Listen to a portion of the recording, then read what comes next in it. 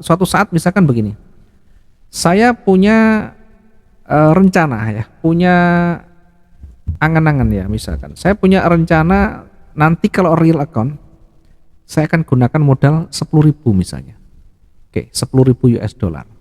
Artinya di dalam akun demo, nanti buatlah akun 10.000 dengan lot yang kita gunakan misalkan 0,4 misalnya.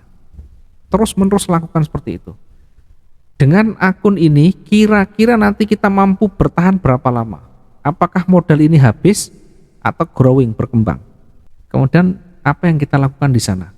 Ya, dengan demo itu kita belajar bertanggung jawab ya. Kita belajar punya rasa ikut memiliki. Sehingga nanti suatu saat kalau kita benar-benar menggunakan real account, kita sudah tidak panik lagi.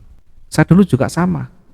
Ketika kita jatuh, ketika kita memulai lagi, kita membangun lagi, kita menggunakan dana, maka ini latihan dulu sampai benar-benar kita menguasai.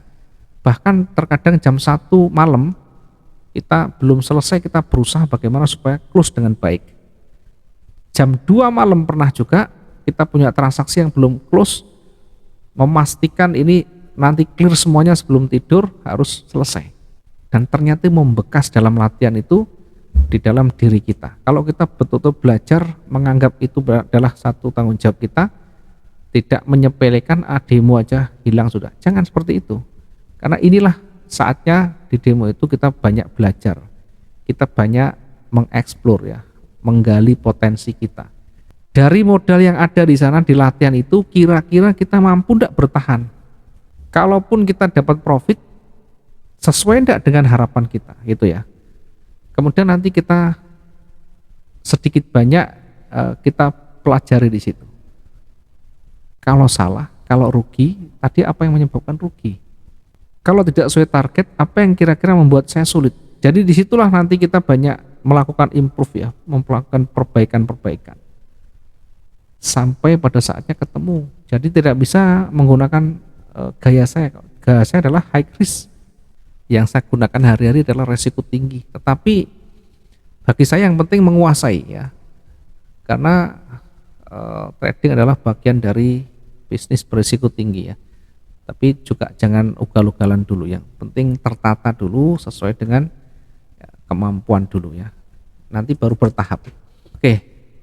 Penggunaan lot selalu biasakan di sana, terus-menerus biasakan. Recovery, cara kita menyelesaikan, terus biasakan di situ ya. Kalau menggunakan cara yang tidak bisa, maka gunakan cara yang satunya lagi. Sehingga kita benar-benar siap ya. Jangan terburu-buru kita masuk dengan real account tanpa kita betul-betul menguasai ya. Ingat pesan saya, kalau nanti memaksa diri pasti habis.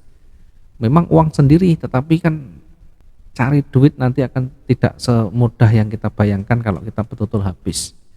Di real bisnis itu lebih sulit kita mencari uang. Ya kira-kira seperti itu ya.